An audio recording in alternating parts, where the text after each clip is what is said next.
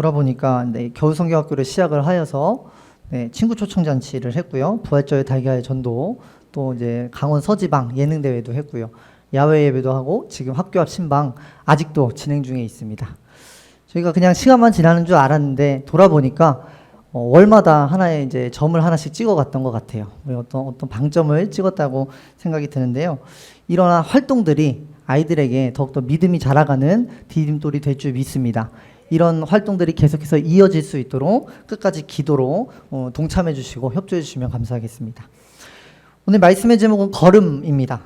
우리가 앞으로 나아가기 위해서는 걸음이라는 걸 이제 걸어가게 되잖아요. 우리가 몸이 나아갈 때 걸음을 걷기도 하지만 어떤 이제 도약을 할 때 어떤 수준의 이상의 것을 우리가 성취를 할 때 큰 한 걸음을 내딛었다, 이런 얘기도 이제 많이 하게 됩니다. 결국 걸음은 나아가기 위한 방법이기도 하고요. 결국은 이제 결과로서 우리가 이제 걸음을 걸어갈 때에 그런 이제 결과가 우리에게 주어지게 되기도 합니다. 하지만 이런 걸음에 대해서 가장 중요한 것이 무엇인가 생각을 해볼 때에 무엇보다도 방향성이 가장 중요하지 않은가 생각을 해보게 됩니다. 아무리 빠른 걸음이라고 하더라도, 빨리 간다고 하더라도 그 방향이 다르다고 한다면, 방향이 틀린 방향으로 간다고 한다면 그만큼 빠르게 이제 실패할 수밖에 없는 거고, 그만큼 빠르게 잘못될 수밖에 없는 것이 어떻게 보면 또 걸음의 또 이제 양면성이라고 또 볼 수가 있겠습니다. 우리가 어떤 길로 가야 될지, 정말로 믿음의 어떤 길을 걸어가야 될지 그걸 잘 선택하는 것이 중요하다고 생각이 됩니다. 오늘 본문을 보면은 아브라함에 대해서 나오게 됩니다. 8절 말씀에 믿음으로 아브라함은 부르심을 받았을 때 순종하여 장래의 유업으로 받을 땅에 나아갈새 갈 바를 알지 못하고 나아갔으며 라고 말씀합니다. 아브라함은 하나님 앞에 유업을 받아 나아갔습니다. 그리고 이 부르심에 따른 걸음에 이제 결심하여서 걸었던 그 걸음의 시작은 창세기 12장 1절에 나오는데요. 여호와께서 아브라함에게 이르시되 너는 너의 고향과 친척과 아버지의 집을 떠나 내가 내게 보여줄 땅으로 가라 라는 말씀에 있습니다.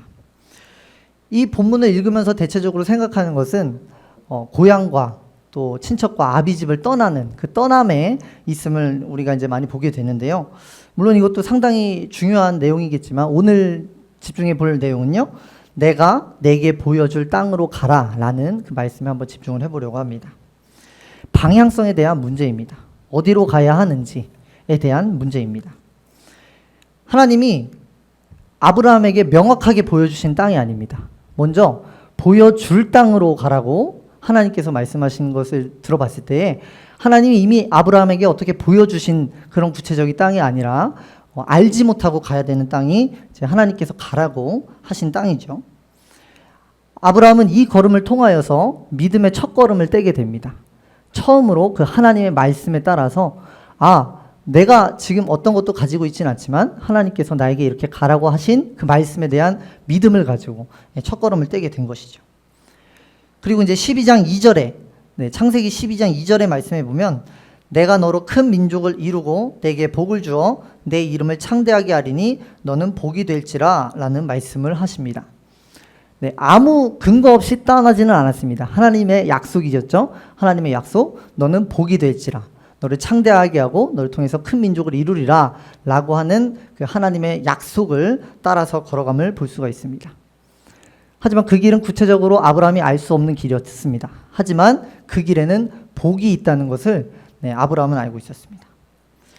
그런데 이제 그 걸음의 끝에 이제 도착을 하게 됩니다. 금방 가요. 가나안 땅까지 금방 가는데 마침내 그곳에 기근이 있습니다. 기근이 내려서 그 땅에 계속해서 머물 수가 없는 거예요. 그래서 잠깐 애굽으로 또 내려옵니다. 애굽에 내려왔더니 바로 왕이 그 당시 사례죠. 사례를 보고 저 사람이 자기가 이제 취하고 싶은 이다라고 해서 아브라함에게 이야기를 합니다. 저 사람이 누구냐 했더니 아브라함 속이죠. 누이라고. 그래서 그런 이제 순환을 또 겪게 됩니다. 그 순환 끝에 다시 올라가요. 다시 올라가는데 롯과 가지고 있는 그 재산을 가지고 롯의 종들과 아브라함의 종이 싸우다 보니까 이제 나눠지게 됩니다. 거기서 조카 롯, 어떻게 보면은 하나님이 약속으로 주신 자녀에 대해서 처음에 아브라함이 생각했던 것은 롯이었던 거예요. 하나님이 나로 인해서 어떤 민족을 이루신다라고 했을 때 데리고 갔던 조카를 통해서 하나님이 이루시겠지. 왜이겠습니까? 아브라함에게는 나이가 75세였고 그에게는 어떤 육체에 대한 소망이 없었기 때문에 하나님이 이렇게 하시겠지라고 했던 그 사람이 이제 첫 사람이 이제 롯인 거죠. 그래서 롯을 계속해서 데리고 가야 되는데 종들과 싸우다 보니까 롯과 헤어지게 됩니다. 그래서 롯은 이제 소돔과 고모라 땅으로 이제 떠나게 되고 이제 아브라함은 또 이제 거기서 이제 머물게 되는데 또 이야기가 들려오는 게 소돔에서 전쟁이 났대요. 전쟁이 나서 지금 롯이 많이 힘들다고 합니다. 그래서 어떻게 합니까? 아브라함이 군대를 이끌고 또 이제 롯을 구하러 가기까지 합니다. 정말로 어찌 보면은 소망 하나 없는 일정이 아닌가, 여정이 아닌가 생각을 해볼 수가 있습니다. 아브라함은 하나님 앞에 큰 뜻을 가지고, 큰 약속을 받아가지고 그 길을 나섰음에도 불구하고 하나님이 보여주신, 어떻게 보면 아브라함에게 이제 보여주신 그 상황들을 보면 절망과 어떻게 보면은 희망이 없는 그런 모습들이 계속해서 아브라함에게 주어졌다는 것이죠. 큰 민족을 이루겠다고 하시는 그 말씀 따라갔는데 지금 이 사람에게는 75세의 노인에게는 어떤 이제 희망도 소망도 주어지지 않는 그런 이제 상황이 닥치게 됩니다. 그랬던 이제 그의 100년의 인생에 하나님의 약속이 이제 이삭을 통하여서 처음 나타나게 됩니다.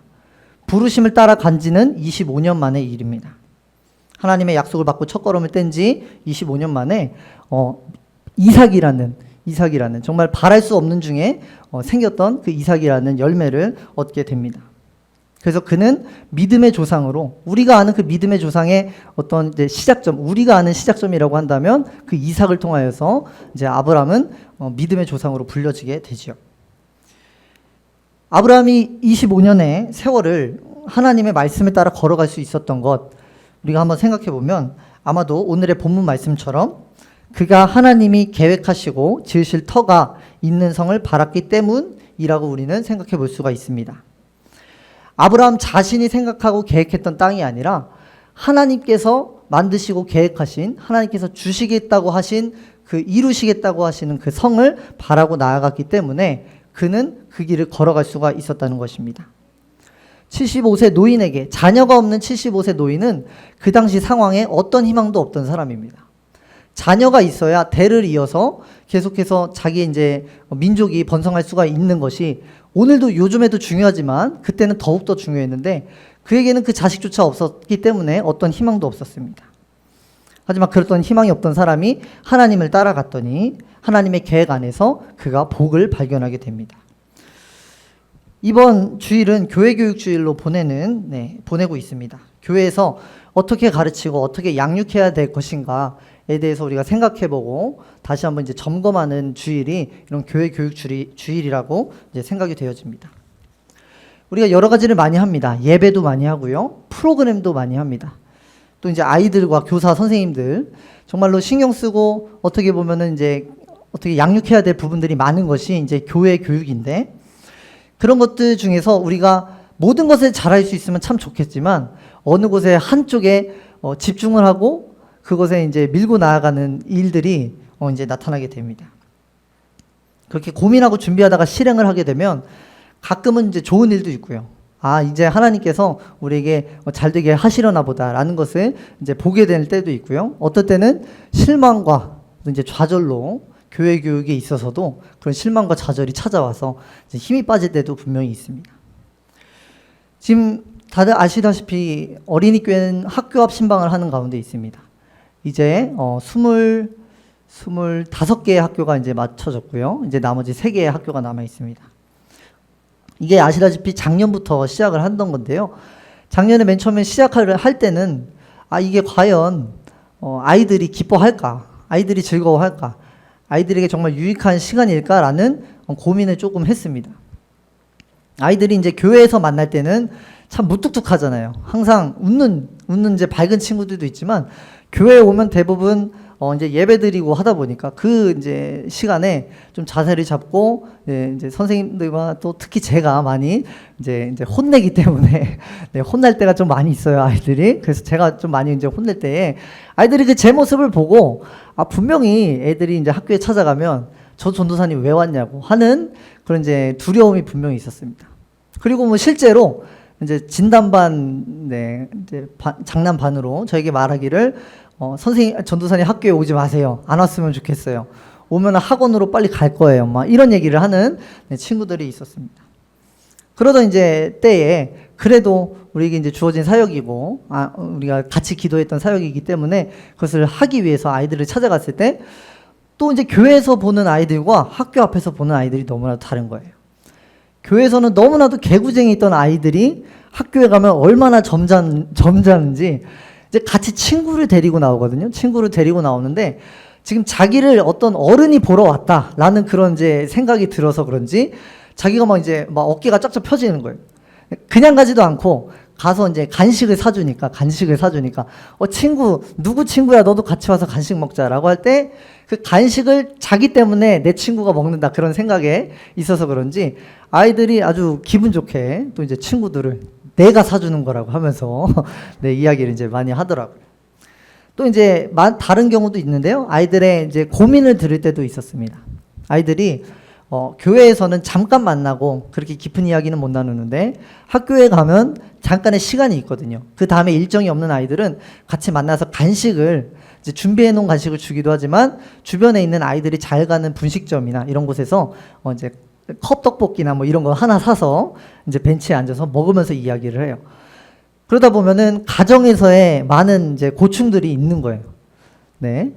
초등학생 아이들이 생각하기에는 어떤 이제 고민도 없을 것 같이 살아가는 아이들인데도 불구하고 이제 들어보면 이야기를 들어보면 가정에서 부모님과 또 이제 남매들이라고 하면 형제들과 또 어떤 학교에서의 공부하는 것에 있어서 또 친구들에 있어서 자기들의 꿈에 있어서도 많이 고민을 가지고 이야기를 하는 친구들도 분명히 있었습니다. 그런 이야기를 듣다 보니까 우리가 했던 일들이 좀 두려움에서 시작했던 일이고 어떻게 보면은 이게 과연 소용이 있을까까지도 생각했던 그 사역이 아이들의 이야기를 듣고 난 뒤에는 이것이 의미 없는 일이 아니라 하나님께서 우리에게 주신 어떻게 보면 도전으로 주신 믿음의 또 한 발걸음이 아니었는가 생각을 해보게 되었습니다. 아이들을 향한 하나님의 마음을 느낄 수가 있었습니다. 그 아이들은 하나님의 돌봄이 너무나도 필요했던 거예요. 그때 전도사로서 선생님으로서 교회 전도사로서 교회 선생님으로서 찾아갔을 때 그 아이들이 이제 느껴지는 것 그냥 일반 학원 선생님이 아니라 교회 선생님이 간다고 한다면 어떻게 가요? 우리가 교회에서 예수님을 전파하는 사람들 예수님을 믿는 사람들이 가다 보니까 그 아이들 마음 가운데 예수님이 찾아가는 거예요. 그 아이들 가운데 하나님이 만나지는 그런 이제 경험들이 그 이제 신방을 통해서 이제 느껴지게 되었습니다. 그래서 이제 첫걸음이 얼마나 중요한가라는 것을 다시 한번 생각해 봤고, 올해까지도 이렇게 또 이제 학교와 신방을 이제 올해 시작할 때 조금은 두려움이 있었어요. 작년에 해봤으니까 좋긴 좋았는데 많이 그렇게 다니다 보니까 올해는 좀 힘들지 않을까 이런 생각도 들었는데 돌다 보니까 또 하나님이 보여주시고 말씀하시는 바가 있음을 깨닫게 됐습니다. 잠언 16장 9절에는 이런 말씀이 있습니다. 사람이 마음으로 자기의 길을 계획할지라도 그의 걸음을 인도하시는 이는 여호와시니라 라고 말씀합니다. 우리가 어떤 방법을 많이 논할 때가 있어요. 교육은 어떻게 보면 이제 많은 방법입니다. 방법의 여러 집합이 교육이라고 볼 수가 있는데 어떻게 보면 그 방법보다도 우리가 이제 걸어가는 그 걸음이 우리가 시작하는 그 한 발걸음이 얼마나 중요한가를 다시 한번 생각해 보게 됐습니다. 우리가 아무것도 하지 않으면 우리를 인도하시는 하나님조차 우리를 인도하시기가 이제 되지 않는다는 것이죠. 우리가 길을 계획하고 한 걸음 뛰었을 때 우리에게 길을 내주시고 인도하시는 분은 하나님 한 분이신 줄 믿습니다. 하나님께서 그 걸음을 기뻐하시고 하나님의 그 선하심으로 우리를 인도해 나가신다는 것입니다. 그리고 그 걸음이 쌓이고 쌓여서 우리 다음 세대가, 우리 아이들은 계속해서 다음 세대라고 이야기를 하잖아요. 우리의 다음 세대가 하나님을 믿고 아는 세대로 든든히 서갈 줄 믿습니다.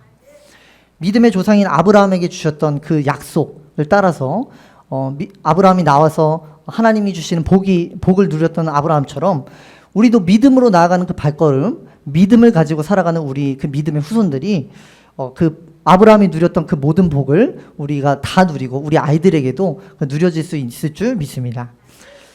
이를 위해서 우리가 그냥 있어서는 안 됩니다. 우리 교육부서만 또 수고해서는 안 됩니다. 우리 아이들을 위해서 우리 모든 소양의 가족들이 같이 기도해야 합니다. 아이 한 명을 키우기 위해서는 온 마을이 필요하다라는 말이 있습니다. 우리 아이들이 믿음으로 바로 서기 위해서는 우리 모든 성도님들의 마음과 기도가 있어야 될 줄 압니다. 아이들 한 사람 한 사람 기억은 하지 못한다고 하더라도 지나가는 아이들, 인사하는 아이들 머리 한번 쓰다듬어 주시고 같이 인사해 주시고 하신다고 한다면 그 따뜻함이 아이들 마음 가운데 남아서 교회를 떠나지 않고 계속해서 일생토록 교회 안에서 살아갈 수 있는 정말 사무엘과 같은 그 아이들이 다 되어질 줄을 믿습니다. 그것을 위해서 우리가 믿음의 길을 먼저 걸어간 선배님들께서 아이들을 위해서 기도해 주시고 함께 해 주셔야 될 줄 믿습니다. 우리를 인도하시는 하나님을 가르치는 것, 구원자 되신 예수 그리스도를 가르치는 것이 교회의 교육이라고 생각이 듭니다. 그 교육은 글이나 말로만 전하는 것이 아니라 내 안에 계신 예수 그리스도의 그 사랑을 우리가 나타낼 때, 아이들을 향해서 나타낼 때 그것이 온전한 교회 교육으로서 아이들에게 전해질 줄 믿습니다. 우리 모두가 이 믿음으로 삶을 살아내요. 우리가 교회 아이들뿐만 아니라 우리의 많은 세상에 있는 사람들이 있잖아요. 예수님을 알지 못하고 하나님을 알지 못하는 그 세상 사람들에게 정말로 예수님을 전할 수 있는 바른 교육을 나타낼 수 있는 정말 믿음의 큰 한 발자국을 찍어 가시는 저와 여러분 되시기를 주님의 이름으로 축복합니다.